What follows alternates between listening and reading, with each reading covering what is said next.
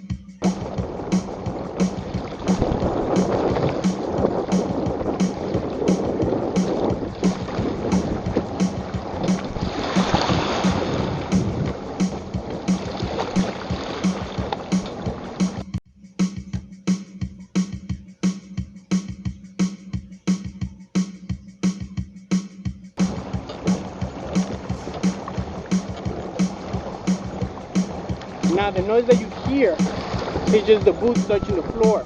The boots are real big.